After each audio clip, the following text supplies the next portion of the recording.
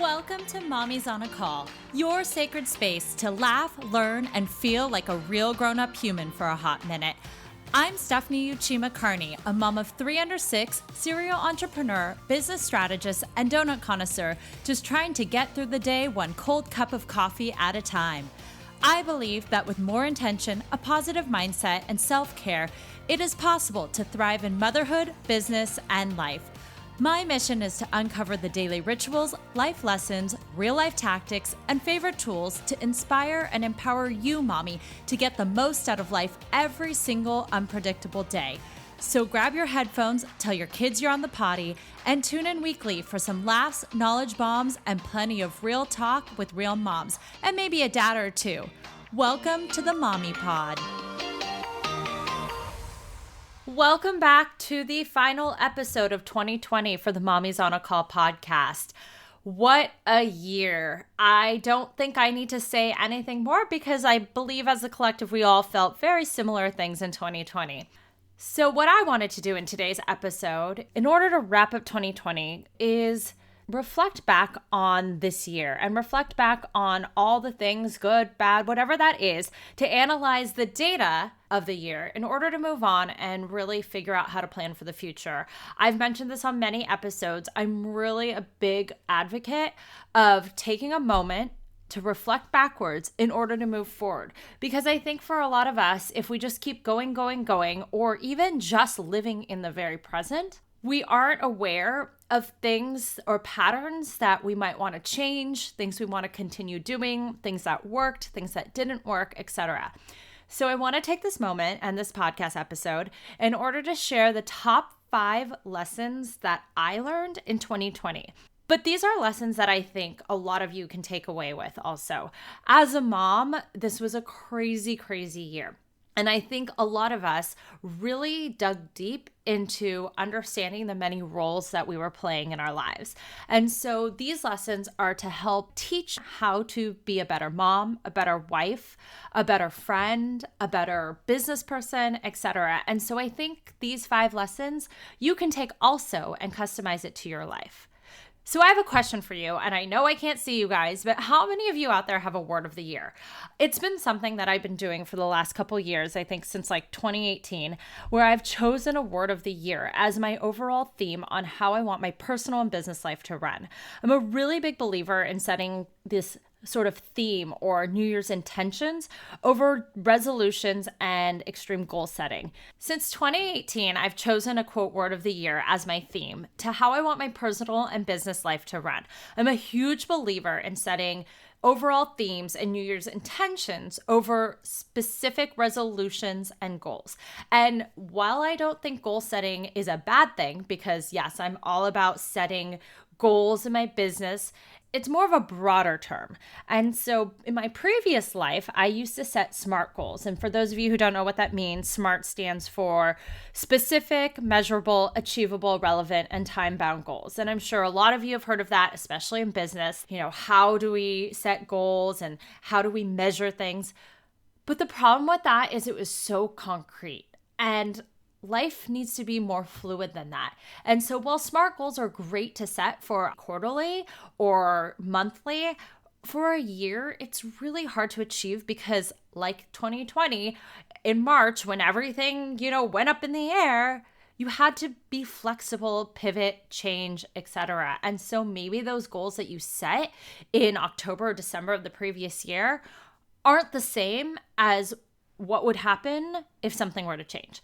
And so I'm a big believer of setting this word of the year as an overall theme on how you want to live, how you want to set your intentions for the year, etc. And so in 2018, my word was sparkle because I was all about this like glitz, glam, like I wanted to just shine in 2018. And then for 2019, my word was simplify because I think I got so overwhelmed with everything that all I wanted to do was eliminate and simplify. And after a crazy whirlwind of surprises in the second half of 2019, especially when I found out I was pregnant with number 3, surprise, I realized that for 2020, my word of the year was going to be surrender. I don't think I could have picked a better word for 2020 because, surrender.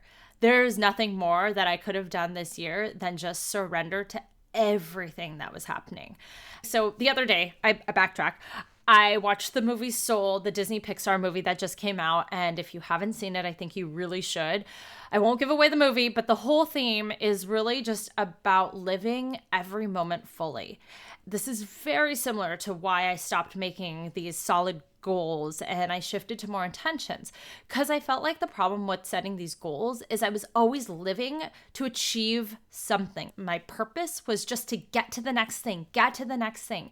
And I've done that my entire life. I always had a goal, like, okay, I'm going to go to business school. I'm going to, graduate top of my class. And it was always the next thing. And I never surrendered to the process, enjoyed the journey. And instead, I always just push forward. What's next? What can I achieve? What's bigger? Instead of truly living in the moment. If you watch the movie Soul, that's kind of what the whole theme is. I felt like it was so powerful because it really mirrored how I felt about 2020. So as I said, my word of the year for 2020 was surrender. And let's talk really about how the universe slapped me in the face over and over and over again in 2020, telling me that I needed to listen and wake up. I had my word of the year podcast episode, like the next one I'm going to do for 2021, all lined up and ready to go last year. Because for those of you who don't know, this podcast started off as the Power Mom Minute. I launched it in 2019, and then I put a pause when I had the baby. But I had my word of the year episode, and I never published it. But the other day, I decided to take a listen to what I had recorded. And it was really crazy just to reflect back on it. I thought I'd give you a little snippet from it to give you context on what led to the big shift for this year and on really honing in on these lessons that I learned. Back in January, when I was going to release this, all my grand plans of prepping before maternity leave and getting as much work done as possible was put on hold. And this was because so many things happened, even before the pandemic, to push me off the route that I thought I was going to be taking. I've lived, as I mentioned, my entire life trying to plan and control and micromanage, organize and perfect. I mean, I was like a ninja when it came to Excel spreadsheets and timelines for weddings. I think people who would get my wedding timelines would be like, whoa, she's a little bit OCD and a little bit type A. And the thing is, it's because I just like to have control over things. But once I had kids, I realized that control wasn't something you could do.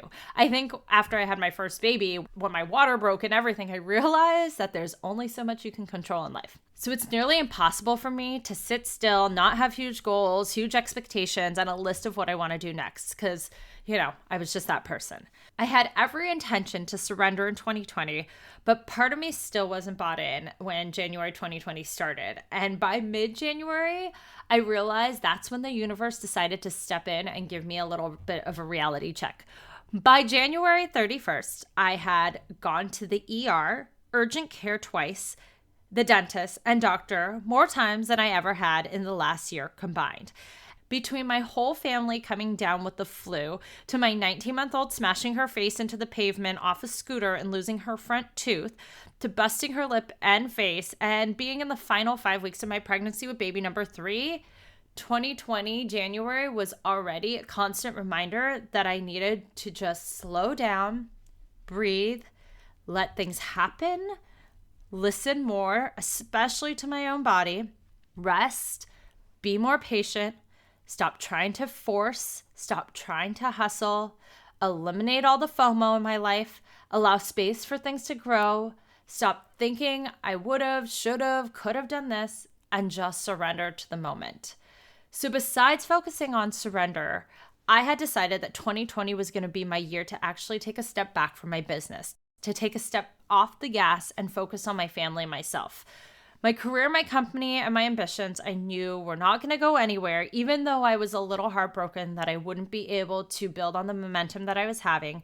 But I knew it would always be there when I wanted to return. And I realized mid-January that my family and my health needed to be my priority.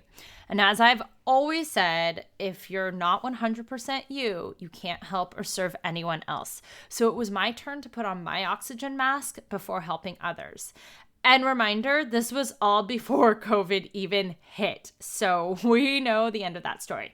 that being said, in February 3rd, I had my third baby. And I remember just sitting there in the hospital and taking out my computer and starting to work on my website redesign that was still going on. Like, I was working in the hospital. Had I not, I hadn't even learned my lesson yet that I needed to just stop. But I was doing that. I was like, okay, like I have this time. I had a C-section. I'm just laying in the hospital, relaxing, not really relaxing, but you know, when it's your third kid, it's totally different. And I was just sitting there. I was working on my computer. I was doing stuff. And I think the universe again was like, Stephanie, you need to stop. You really need to stop. And then only like 4 weeks later, COVID hit. And I knew that any plans or goals I had needed to be fluid and flexible. And I finally decided I needed to live up to my word of the year. And I surrendered and said, we're going to take a break. We're going to start listening and we're going to see what happens. And so a lot of shifts happen through the year. And through those shifts, I've learned 5 lessons that I want to take forward with me into 2021. So the first lesson is letting go of good things, not just bad things. And I know I talked a lot about like, you need to let go of things that aren't serving you. You need to let go of things that are negative in your life, you know, because I'm a very positive person and I always think of optimistic things. And I think like, oh, if there's negativity around you, you can't stay positive. So let go of negative things. But what I didn't realize is that sometimes you also have to let go of positive and good things. And that's really hard for me because I'm that person who, when I'm like cleaning out my closet, I see like good clothes that I never wear, but I know I should get rid of. But I'm like, these are so great. Like, I spent so much money on this, or this was my favorite shirt, but I've only worn it once. I can't let go of it. Or just like when I'm getting rid of kids' toys, I'm like, well, this is a really good, you know, toy, or this is a really good stroller. Why would I get rid of it? And I realized like sometimes you have to get rid of good things in order to make space for even more to come. And besides just making space, that good toy, that good stroller can really help someone else. And I didn't think bigger than that. And so I really learned that you have to let go of good things and not just bad things. And on that note, for me, what was really hard for me to let go of was my event planning company. I had spent the last 10 years building this company from scratch. It was one of those things I built as a side hustle. I built when I didn't have a job. I built all throughout my marriage, throughout having kids. And so for me to let go of a great brand, great clients that I had lined up for 2020 was really hard. And ironically, towards the end of 2019, in December, my website was hacked and crashed. I remember I opened it one day and it was like a Chinese sports equipment page. And I was like, what is going on here? And I tried everything. I contacted DreamHost, who is my hosting site, and there was literally no getting back. It was hacked, it was destroyed, and it was gone. But it was also a sign that I didn't really read. It was that I had always wanted to step away from that business and say goodbye, but I was holding on to it because it was a good thing and it was bringing in revenue and it was security and it was safe, but I knew I needed to move on from it. And so after a decade of running this event planning company, I decided, okay, in 2020, I'm going to say no to all events. I'm not going to keep on my recurring clients and I'm going to close it. I had to tell some of my favorite clients I wouldn't be planning their events this year. But in the end, it was truly a blessing because there are no events in 2020. And so I don't think I would have wanted to deal with that. But on that note, it was a blessing in disguise, but it was so hard to let go of something good. And so that was lesson number 1. And so to all of you out there, sometimes it's okay to let go of good things because maybe we just moved out of that phase of our life. Maybe we've grown into something bigger. Maybe just like kids' toys. Like I hate getting rid of things that are so good, but it's like if you're not going to use it, it can go to use somewhere else. And so there is a bigger picture for these things. Lesson number 2. Setting solid boundaries in all aspects of my life. And I feel like when I hear a lot of people talking, boundaries is the number one thing. It should be the theme of 2020 is setting boundaries. But for me, I was really bad at setting boundaries. I'm one of those people who wanted to multitask. And I think as moms, we all think we're amazing multitaskers. And while we are, in the end, it really only hurts us. And, I know with distance learning and having to work from home and all of this stuff, it's really hard to set boundaries, but it can be done. And I did that in 2020, even with a newborn in arms. Some of the things that I thought were super helpful were scheduling in my Google Calendar time and making it non-negotiable. I said every Thursday is my office day. That is my day, and we will figure it out. And so it was like, if Thursdays are going to be my work day, what do we need to do to make that happen? Not, okay, well, maybe I can push this around, or maybe, it's okay. No, it was non-negotiable. And I made that clear. And so between my husband and I, we communicated, we figured out childcare, we figured out our schedules. When our son was distance learning at home, we figured out who was taking control of that day. And we made that a solid boundary. And there are other things in my life that definitely I can work on for sure on setting boundaries. But it's the little steps. We can't do this all at once. And so I at least tried to separate different aspects. Like in the morning, I have until 6:45 a.m. to get downstairs and start prepping lunch and all of those things. But it's up to me to figure out what to do with that time beforehand. So if I slept until 6:45 and didn't have time to meditate, well, that was on me. But I set that boundary of, this is my me time in the morning. This is, if I need to wake up early, which I'm terrible at doing, but I'm going to try in 2021 to start waking up earlier and earlier, then that is my container of time to do stuff. And I need to start scheduling that into my calendar. And I think that's like a problem for a lot of us moms is, one, we had just agreed to take on so much stuff, but is we start to blur the lines on the roles that we're taking. And so if you are trying to play the role of mom, and you're trying to play the role of teacher, and you're trying to play the role of entrepreneur all at the exact same time, something is going to fall through the cracks. And so if it's even like, okay, I'm sorry, like I know I have to do distance learning from X time to X time, set that boundary and don't take business calls, or just try and figure out how to set those parameters and really setting your priorities and sticking to it. Again, I know we have to be fluid and flexible, but if we don't even create a boundary, then you're setting yourself up for failure to begin with.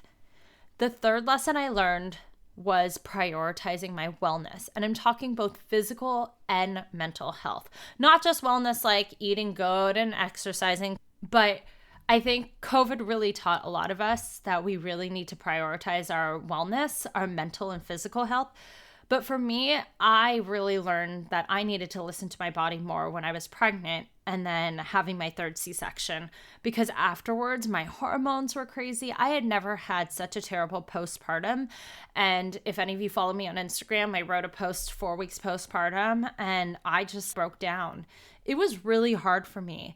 I had postpartum hives, I had hormonal issues, everything just hurt. And I'm still in December going to physical therapy, going to pelvic floor PT, because having 3 babies in 5 years with 3 C-sections and not really prioritizing my health didn't do good things for my body.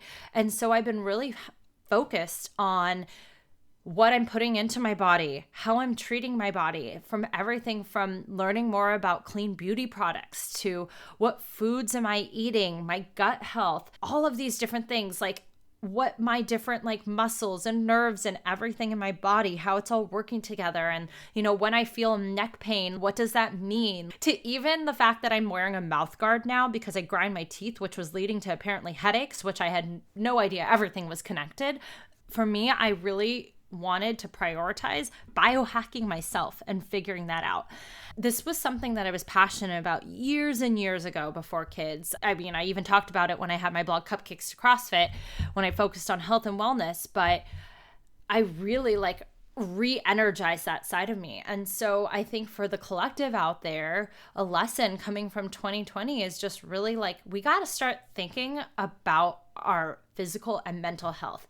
And I know mental health is going to be a really big issue moving forward, because this year was so hard on a lot of us, the isolation or dealing with illness or dealing with, having a baby in quarantine or whatever that might be, we really need to start making sure we're okay. Because again, if we're not 100% okay, we can't help others.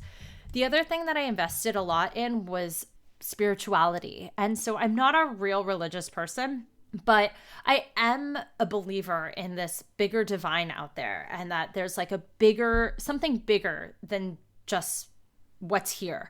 And so I really started diving deeper into the woo-woo side, astrology. And for those of you who may not know, a little fun fact, my grandma was a Buddhist priestess, and the house we currently live in used to have a Buddhist temple in it. I started to rediscover some of those things and do a little bit more reading and listening to podcasts and kind of researching more and really tapping into that spiritual divine self. And I think I just enjoyed learning, but also connecting to something bigger out there. And again, I'm such a big believer that the universe is out there to guide us, whether that be your God, whether that be whatever you believe in, that there is something bigger than us, and that we also need to trust in the universe.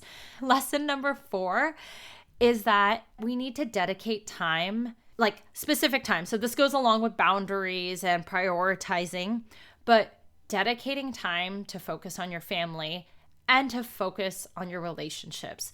So I took this time at home to really cherish those newborn moments. I think with my first 2 kids, I kept thinking that I was cherishing those moments, but I realized my first kid, I went back to work when he was 3 months. My second one, I spent 6 months at home, but I wasn't 100% present. I was still working on my business. I, was traveling.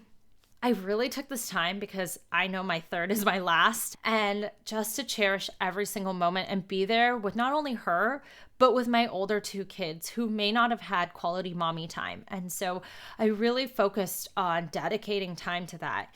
Even though distance learning was a pain, I also know that once this is all over, he's going to be in school for the rest of his, the next 18 years or whatnot. It's a time that I won't get back. And wow, I'm getting all emotional, but it was kind of fun to be part of that with him. And same with my 2-year-old. She's going to go to preschool in a couple months, and she's then going to be in school, and I won't get that time. So being able to have that, I made my Mommy and Me ballet class with my daughter a non-negotiable time. Also, the bond with my husband got stronger because we had way more time to talk and connect and really take time, even if we were sitting side by side scrolling our phones, to just be together. Because I felt like we were just in the hustle and bustle of things, having 2 young kids, and he was commuting to work. We were always 2 ships passing. It was we only talked when we were trying to coordinate calendars, and we barely got a chance to really dive deep into the things we wanted out of life, or were we on the same page about things. And I think this year really gave us that opportunity to focus on our relationship. Moving forward, this is something that I don't want to give up. I really want to keep this allocated time with my husband, keep this allocated time with each of my kids. I mean, I learned about this 20-minute cure in preschool parenting class, and while I tried doing it, it was never consistent. And so this gave me a reason to try this and to build these tiny habits. So now doing these are so much easier for me to be able to be present. The last lesson is I really learned how to narrow in my focus even more. And what I mean by that is I learned how to really stay in my lane and go deep in one thing and eliminate all that shiny object syndrome. So whether it was learning to say no to more things, to setting boundaries, which also goes back to focusing and listening and being really attuned with my physical and mental self. But along the flip side, I also learned how to stay curious. And so lesson number 5 is really learning how to stay focused and going deep, but staying curious. And it sounds a little bit backwards, and you're probably like, how can you stay curious without getting shiny object syndrome? But what that really means is keep your eyes open and attuned to what's going on, but don't get sidetracked. Read the signs as you're on the freeway going down. Read the signs. What are the exit signs saying? So you don't have complete blinders on and you're not missing your own exit you need to take. But staying attuned to what's going on around you, but knowing what you need to focus on. For example, for me, I knew that my focus was going to be on content creation. And content creation involved podcasting, speaking engagements, just anything that revolved around building my platform and focusing on delivering content. And so I took a break from working one-on-one with clients. I decided not to relaunch my mastermind. I said no to pretty much everything except for things that were in line with this podcast and really building a platform. So anything that I did that took up time had to deal with this. But I also stayed curious. I was trying to not necessarily learn new skills, but just learn new things that were fascinating to me. So like I was saying, like I was staying curious about learning more about health and wellness because I knew if I learned stuff about that, it could help my physical and mental health. I was staying curious about spirituality and reading and learning and listening more, but I wasn't trying to take every single online course out there because I knew that would be distracting. Those are the top 5 lessons. So re-going through that, if you got lost, lesson number 1 was it's okay to let go of good things. Lesson number 2, it's super important to set solid boundaries in all aspects of your life, from business to personal to relationships. Lesson number 3, you need to prioritize wellness, both physical and mental health, and everything that encompasses wellness. Because again, if you're not 100% you, you can't help serve others at all. Lesson number 4, dedicating time to focus on your family, your relationships, and your partner. Lesson number 5, stay hyper-focused, say no, go deep, but stay curious. Since this episode went a lot longer than I thought it would, I think I'm going to do a quick New Year's podcast episode revealing what my 2021 word of the year is, why I chose this theme, and what's to come on the Mommies on a Call podcast next year. So tune in. I hope you gained some insight from today. I would love to hear what lessons you learned from 2020 because, I probably could have listed about 1,000 lessons I learned, but I thought these were the top lessons that I could take from this year and apply to next year also. So enjoy. Happy New Year. Thank you so much for being on this journey with me. I love and cherish every single one of you. I know your lives are busy, so if you're listening to this, taking a shower, walking, doing the dishes, running around, whatever it might be, thank you, thank you, thank you. I cherish all of you. Have a wonderful New Year's, and I will see you in 2021. Thank you so much for listening to this episode of Mommies on a Call. Your support means the absolute world to me. You can find the show notes for this episode and other goodies over at mommiesonacall.com. And if you enjoyed this episode or have gotten value from the podcast, I would be so grateful if you could head on over to Apple Podcasts and leave a rating and review so that we can reach and empower more moms all over the world together. Thank you so much again, Mommy Pod, and I will see you here next time.